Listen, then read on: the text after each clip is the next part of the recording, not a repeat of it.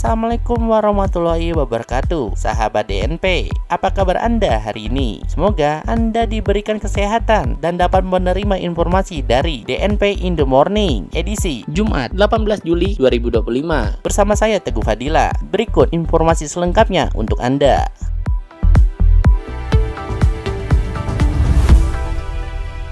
Seorang pria lanjut usia berinisial RI yang berumur 61 tahun ditangkap polisi atas dugaan penipuan dengan modus menjanjikan kelulusan dalam seleksi Bintara Polri. RI memanfaatkan kedekatannya dengan keluarga korban di Palembang dan mengaku memiliki koneksi dalam proses seleksi sehingga membuat orang tua korban percaya dan mentransfer uang sebesar 200 juta rupiah. Namun sayangnya setelah pengumuman hasil seleksi diumumkan, anak korban tidak lulus, sementara RI menghilang tanpa jejak. Setelah dilakukan penyelidikan oleh Polrestabes Palembang, keberadaan RI berhasil dilacak di Makassar dan ia pun ditangkap oleh tim Resmob Polda Sulsel. Dari hasil pemeriksaan, RI mengaku hanya sebagai perantara dan menyatakan bahwa sebagian besar uang ditransfer ke rekening temannya yang kini masih buron. Ia mengklaim hanya menerima 11 juta rupiah sebagai bagian dari aksinya dan berdalih bahwa kelulusan anak korban tetap bergantung pada kemampuan sendiri. Kini RI telah diserahkan ke pihak Polrestabes Palembang dan polisi terus memburu pihak lain yang terlibat dalam kasus ini. Proses pemilihan Ketua Umum Partai Solidaritas Indonesia atau PSI periode 2025 hingga 2030 melalui sistem e-voting menunjukkan Kaisang Pangarep, calon nomor urut 2 sekaligus petahana, unggul dalam perolehan suara hingga Kamis 17 Juli 2025. Sekretaris Steering Komite PSI, Benedictus Papa, menyebut lonjakan suara Kaisang dipengaruhi oleh safari politiknya ke wilayah Jawa Tengah dan Jawa Timur dalam 2 hari terakhir. Pergerakan tersebut sukses mengangkat posisi Kaisang yang sebelumnya sempat tertinggal dari Ronald A. Sinaga alias Broron. Saat ini, Kaisang menjadi kandidat terkuat di antara ketiga calon yang bertarung, disusul Broron dan Agus Mulyono Herlambang yang bersaing ketat di posisi kedua dan ketiga. Hingga pukul 2 siang waktu Indonesia Barat, tercatat 65% suara telah masuk atau sekitar 120.000 suara dari total daftar pemilih yang telah ada.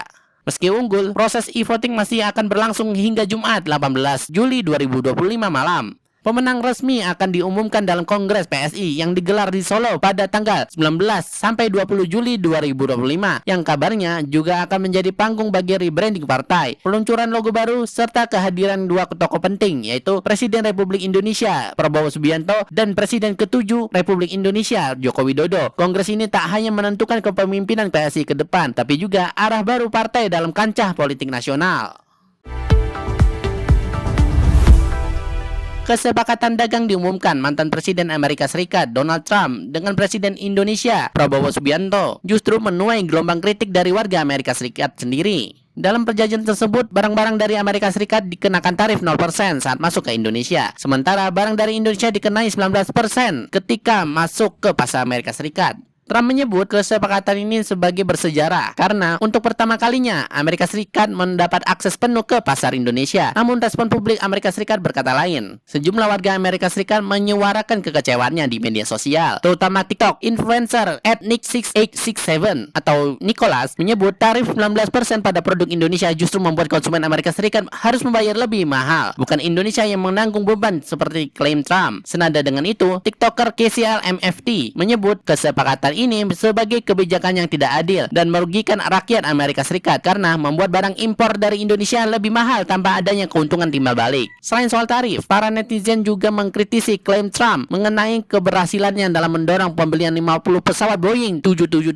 oleh Indonesia. Mereka menyebut bahwa kesepakatan itu sebenarnya berasal dari masa pemerintahan Joe Biden dan hanya tertunda. Secara keseluruhan, publik Amerika Serikat mempertanyakan narasi kemenangan ekonomi yang digembar-gemborkan Trump, yang dalam kenyataannya justru membebani konsumen dalam negeri dengan harga barang impor yang lebih tinggi.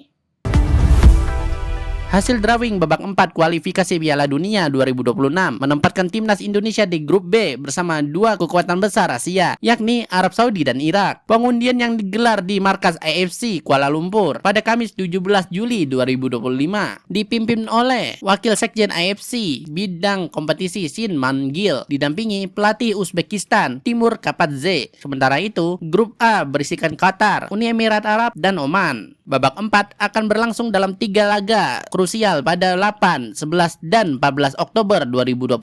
Hanya juara grup yang langsung melaju ke Piala Dunia 2026. Tim peringkat kedua dari masing-masing grup masih harus bertarung lagi di babak kelima pada 13 dan 18 November untuk berebut satu tiket playoff Interkonfederasi. Dalam format tersebut, runner-up grup A menjadi tuan rumah leg pertama dan runner-up grup B menjamu leg kedua. Dengan bergabung di grup yang cukup berat, perjuangan Indonesia untuk mencetak sejarah lolos ke Piala Dunia akan semakin menantang. Namun peluang tetap terbuka jika tim Garuda mampu tampil konsisten dan mengukir kejutan di fase krusial ini.